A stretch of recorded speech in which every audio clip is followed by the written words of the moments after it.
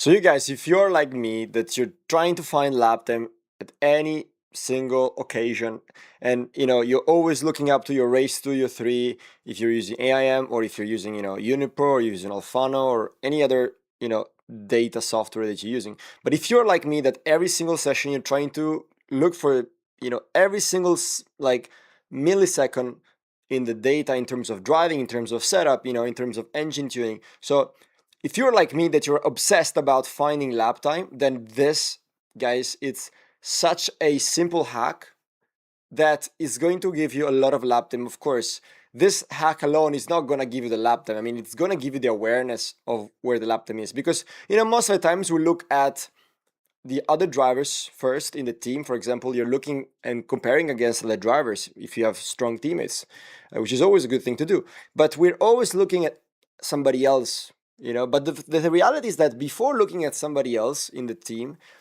that you can compare against, the best thing to do is to first analyze your data and benchmarking and comparing your best lap against the other laps, and then trying to, as a detective, essentially trying to look at each of the corners of the other laps, so that you can see if within the session you have done some corners faster in some other place, in some other laps, that if you put them all together, you could find a lot of lap time already on your own. So I'll tell you this story.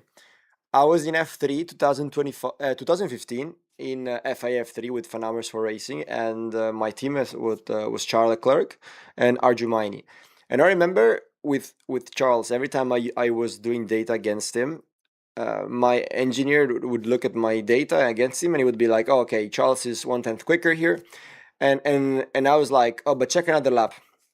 That's, by the way, what most drivers do, right? They always have this kind of like check another lap excuse, or in karting they a lot have like the check the in lap excuse, don't you agree? I mean, I hear it a lot of time. Oh, but check the in lap. Oh, but check the other lap. So basically, I remember that we were looking at data together with my engineer, and he was like, and I was like, yeah, but check this other lap, I think I did it faster, but check. And so my engineer was like, yeah, you're right, this other lap was quicker.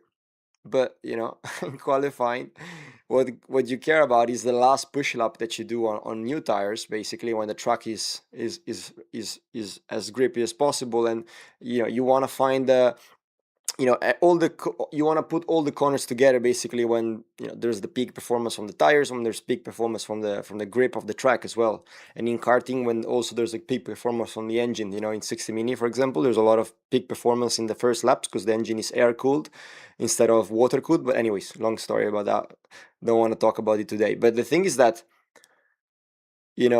I was with my engineer, and he was like, yeah, in this other lap you were fast too, you were the same as him.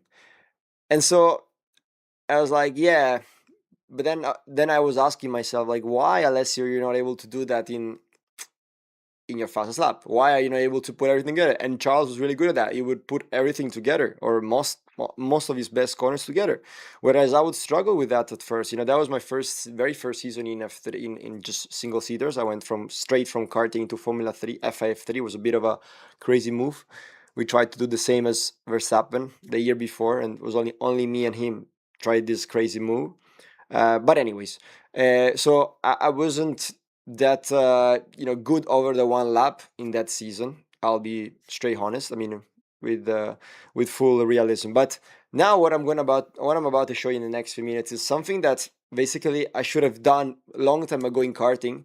I don't know if this was possible back at that time. Maybe it was, but I have never done it, and I wish I did it. Now, when every time I go driving with my KZ, I always do it, because it just gives me an instant idea of how good or how bad my session was. And as you will see, if there's a lot of difference between what you're gonna see, then it means I did a really bad session. Maybe my last lap was really amazing. I maybe put everything together. But if I see that there's a big difference in the numbers, as you will see, well, then I'll be like, yeah, maybe the best lap was good, but the rest of the laps were kind of shit. So, yeah. So what I'm referring to is, ladies and gentlemen, nothing too complex, but it's basically benchmarking not only your fastest lap, but all the laps that you did in the session against your theoretical best lap. I will repeat this. So this simple hack that shows you how good you did it during the session is not only to see what's your best lap against your theoretical lap. So in this case, the best lap from this driver from today, to be honest, it was the quickest on the track in this session, and obviously the quickest of the team. So if you looked at that only without looking at the data, you would have said, he did a pretty good job, it was the quickest. In X30, I am X30, 60 mini. So if we look at this best lap on lap 3, 54.928. But here's something cool I did, which anybody can do. I basically created 7 mini sectors. All right, so you can either go with their own mini sectors, like look at that. You can do 2 mini sectors, you can do 3 mini sectors, you can do, oh, what did I do? 7. What happened? You can do, oh, and actually, sorry, I'm just moving it out. My bad. So you can decide how many segments you want to split it. You see 2 segments, you can split it in 5 segments, okay? But that's gonna do it randomly, it's not gonna do it specifically. So if you ask him to do it like that, okay, basically, first of all, okay, you just have to open up a session easily. I mean, if you guys know how to do it, it's just super easy. Just go here and you just like open up a session, okay? I just don't want to go through all my data, so I will not show it. But yeah, you just go through the sessions on Race Studio, all right? And you just select your session. Then you go here to split times report, okay? And as I said, all right, you can either let the Race Studio give you whatever it is as default, but what I like to do is I always like to set my own one, okay?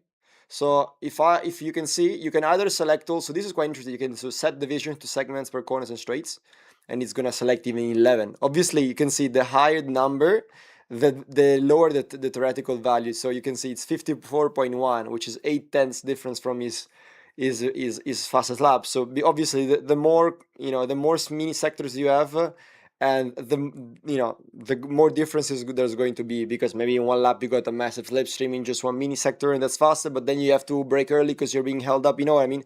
So the more sectors there are, the bigger the delta between your theoretical lap and your real lap. But again, I will go back to my own one. I will go here. I will go to this one. Basically, I set my own one, and the way you set it, basically, you can create a new one. But the way you set it, just go here to the second one, and you select it. You can see I selected it on the whole straight, including turn 1, which is easy flat for the ones who know Lonato. And then I select the second one, going to the bar corner, from the entry till the entry to the next corner. So entry till exit entry, entry till entry, entry till entry, entry till entry, etc. We get my point. But there are 7, and normally works really good for me. So let me just select it. It should be now applied. You see, it's applied 7 sectors. So as you can see, this driver had a 54.4 theoretical against a 54.9. Why is this such an amazing tool? Because I can have a look, all right, first of all, where he lost the lap time against himself in each of the sectors compared to his lap. So the very simple way to see whether he did the mini sector, which is like a purple mini sector, like the best mini sector, is you need to see blue, like you can see here. I hope you can see, like I try to zoom, but I just can't. So here there's like blue. So all the blue sectors are the best sectors of the session. And as you can see, the best theoretical here is like putting together all the best mini sectors. Okay, you can see the best lap would have been a 54.4. If you put all the mini sectors together, then you get the opposite, which is the maximum value. If you put all the worst sector together, I don't know why it calculates that. I mean, it makes no sense. But again, if you put all the worst sectors together, or the red ones, you see the maximum value, which again doesn't make too much difference. Okay, there is another very interesting thing, but again, don't want to be too complicated. Don't want to be too math geek stuff like that. You can see the standard deviation. Well, the standard deviation, it's a statistical calculation basically that compares on average the difference, okay, between the fastest in this case, if the fastest lap, the fastest split against on average all the other splits. So the lower the value on the standard deviation, the better. So you can see the first split is basically a flat out straight. It's 0.64, so 64,000. Then the next one is 110, 0.96, 0.97. This one is too much, too much variance in the chicane. Obviously, the higher the variance, the worse it is.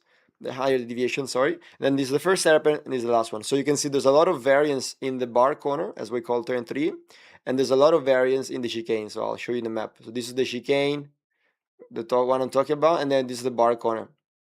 Really, really cool, you can see. So long story short, what I wanted to show you is that, okay, and the reason why this is so powerful, first of all, you go into the fastest lap and you see how much he lost in the mini sector 1. 864 against 831. It's 300 of seconds. Okay, so it means through the straight line and turn 1, he lost 300 to himself. Yes, it makes sense because he didn't have the slipstream, I guess, in that lap, or didn't have as much slipstream. Then we go into the second split, and now is 645. Well, 459 against 6209. That's the best. So he lost 2.4 tenths, well, 2.5 tenths in this mini sector. So in 6 seconds, he lose 2.5 seconds. So if you go 54.9 minus 2.5, that's already 54.7. All right, 7.8 or something. Then we go into the mechanics corner, the third mini split, and we go, that is his best. His best split was on his best lap. You see the blue? So he did a good job.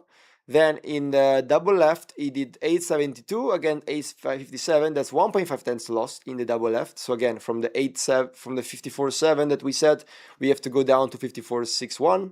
Then we go into the chicane. It's good because he has the blue mini sector. Then the second last sector is half a tenth off. You see 46 and 50. And then last split is 300s off. And at the end of the day, if he puts everything together, you should get a 54.43.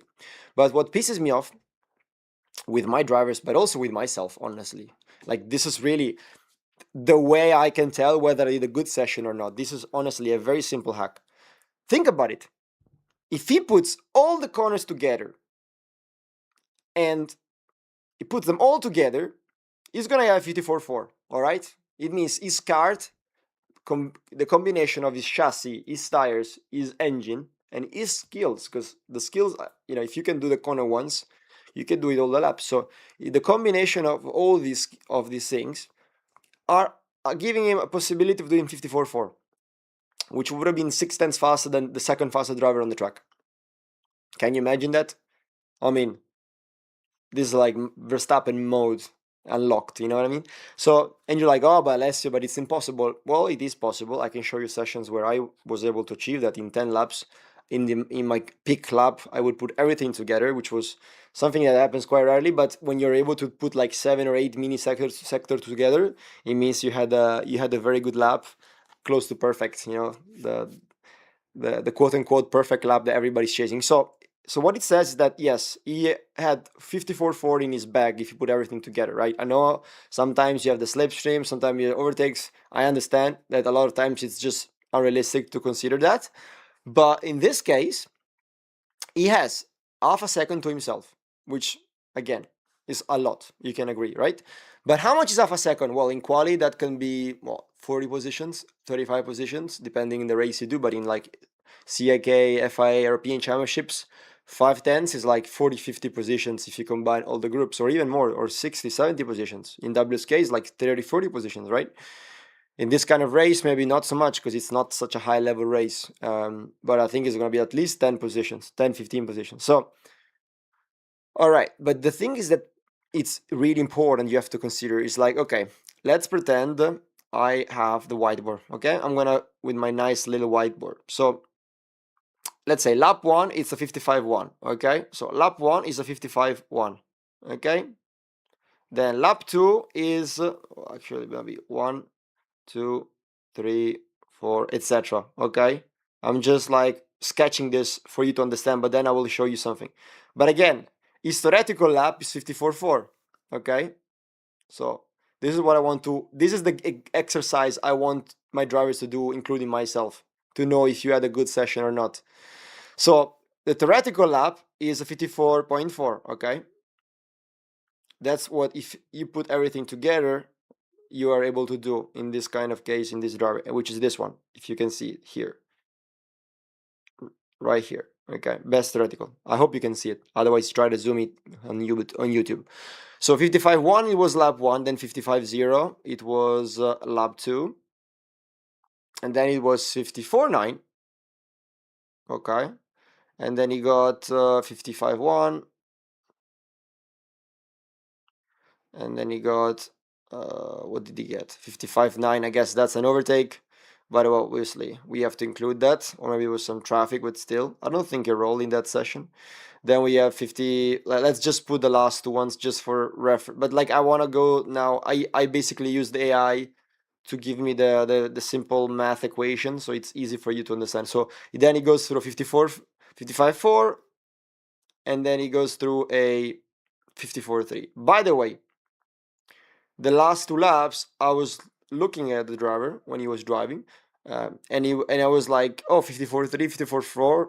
I was like, I was not aware of how much difference there was in different, from each theoretical. But I was looking, I was like, yeah, I mean, he's dropped off a second from his best. I was stopped watching him, and I was like, we lost 4 or 5 tenths in the last lap, so we're like, that was not good, and so I was like, what's going on? Okay, you did the fastest lap probably of the session, but come on, you can't go off a second slower at the end compared to yourself.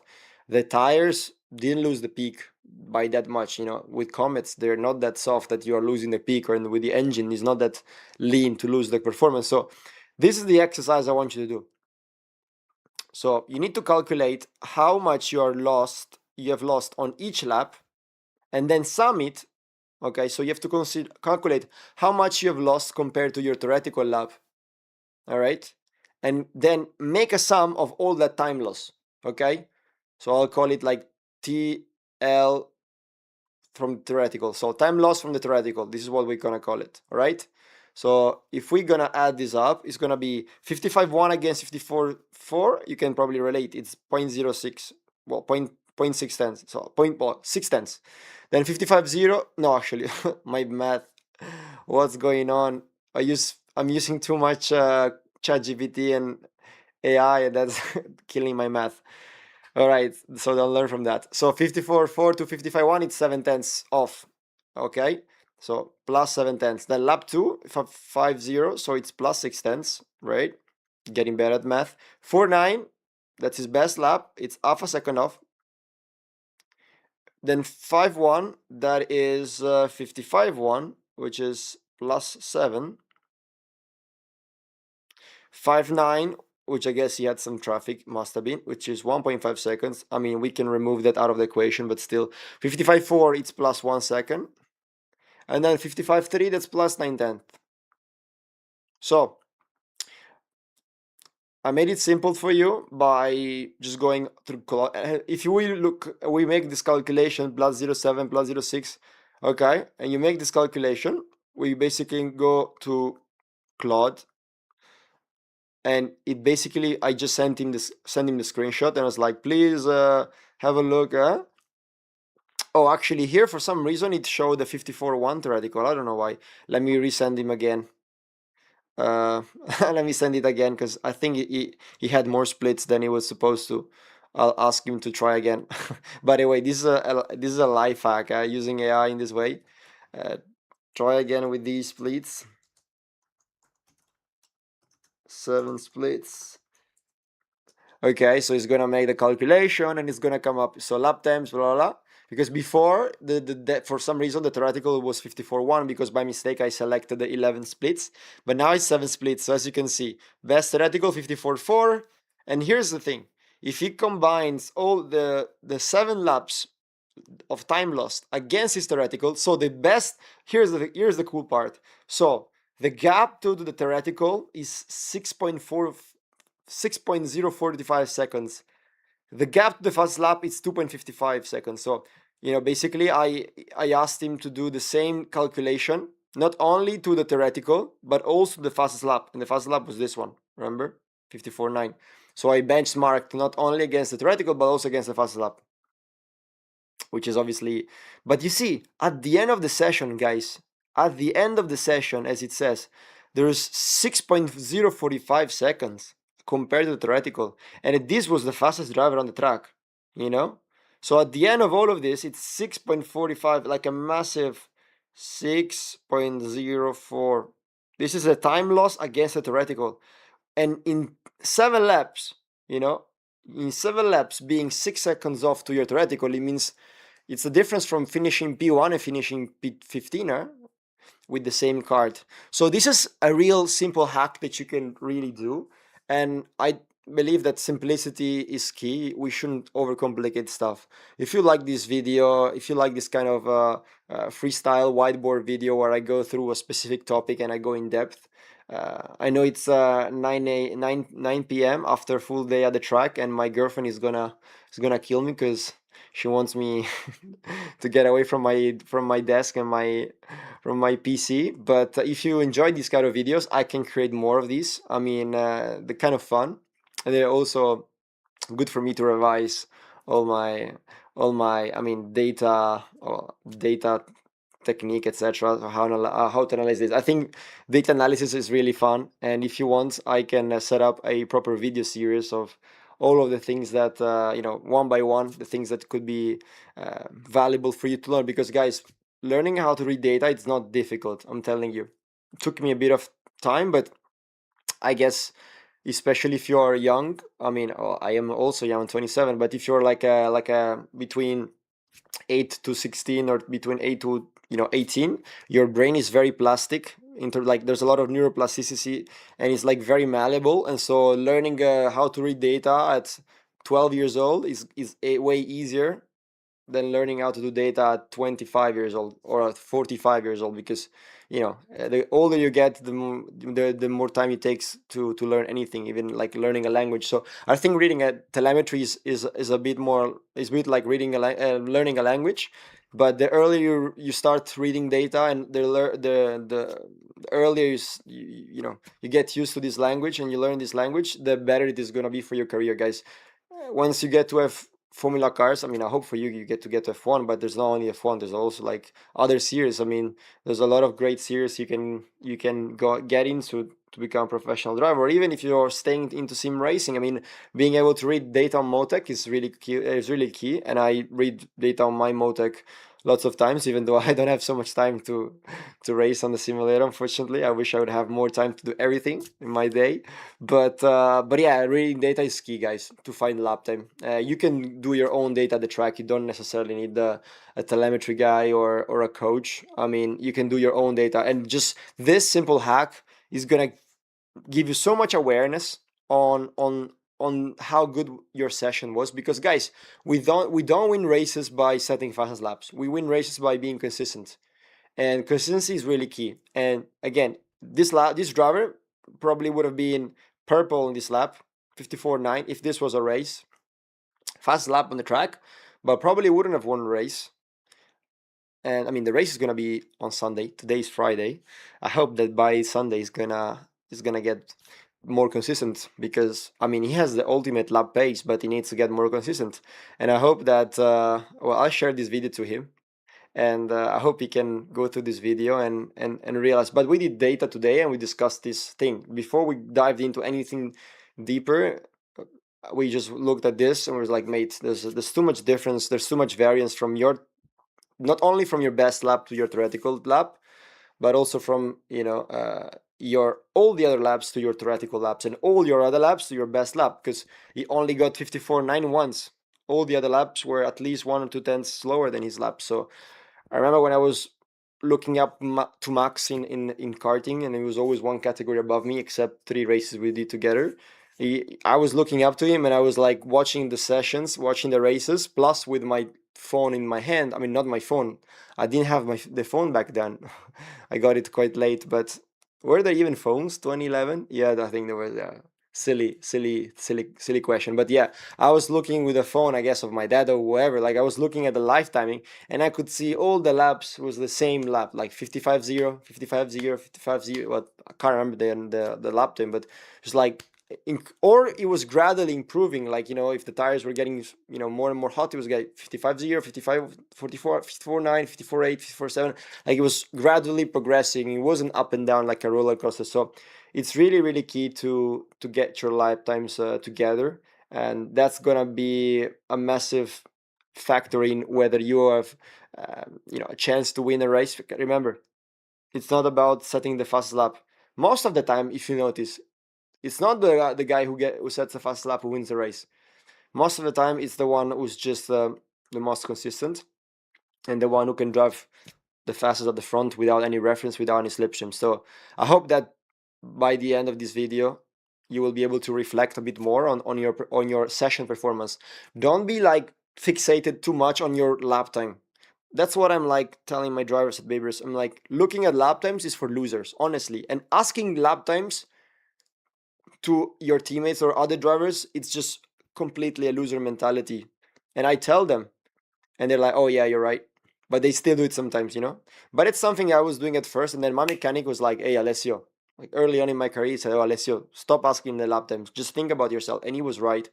And ever since then, I really stopped looking at lap times from myself and also from the other drivers, and I just looked at how to improve myself, because as you can see, why would you look at other drivers' lap times if you see that compared to yourself, you have 6 seconds that you can find to yourself by looking at compare your best corners, you know, within 7 laps, 6 seconds in 7 laps, you know, it's quite crazy. So, and ever since I had teammates asking me my lap times, I was like, yeah, go check the lap time. I was like, all the times I had teammates that kept asking me the lap times, those kind of teammates never performed very well. It's just like the mentality is off. If you're always focusing on the other drivers and not focusing on yourself, that's a wrong mentality. So yeah, just that's just a side note for you to consider. Okay. You know, for sure, Max Verstappen was not going to ask, you know, Alex Albon or you know Nick De Vries. Or he wasn't asking, "Oh, what time did you do?" You know, it's if you go ask. I feel like that if somebody goes ask the time to somebody else, for me, it's is being weak in that moment, and he's being a bit of a loser. And for sure, all the drivers that I looked up to, they never really went to check the time of other drivers, or they never really went to ask the time to the drivers. Now, I have a lot of extreme views, but this is one of those, and I feel that looking up the times of the others, it just doesn't make any sense, especially going to ask the time. It's one thing to ask your mechanic, you know, what time did the others do? That's one thing. Okay, I ask it quite often, you know, after I do my own stuff, after I do my own, I'm like, oh, what, by the way, what were the others doing? It makes sense if you ask it to your mechanic, but if you just go to your, let's say, biggest competitor and you're like, oh, what time did you do? Like that, you know, it's just weak. It's just weak in my. And every time drivers came up to me and asked like the time, it's like I just thought they were weak, and I just thought they weren't strong enough mentally, and yeah, it just came up to I was most of the times right. So don't be the driver. I hope that you are gonna get value from this video, and I mean, I wish somebody could have told me this 10, 15, 20, 22 years ago when I started. And yeah, it's very simple. Just go to Race Studio, go to split times report, take a screenshot of this. It's very simple. Like, we are so spoiled now with AI. You can either do it manually. I encourage you to do the exercise manually. It's very easy. You just do like your lap against your theoretical lap. But guys, bear in mind, use AIM to see more splits, because if you see corner by corner, it's way more realistic than if you just look at the AIM that has only 3 sectors on the dash. You know, the micron only has 3 sectors. To me, it's not realistic. You need to look at corner by corner. It's really, to me, like that how you should. Obviously it's going to be more punishing, because the more corners, the bigger delta in theoretical.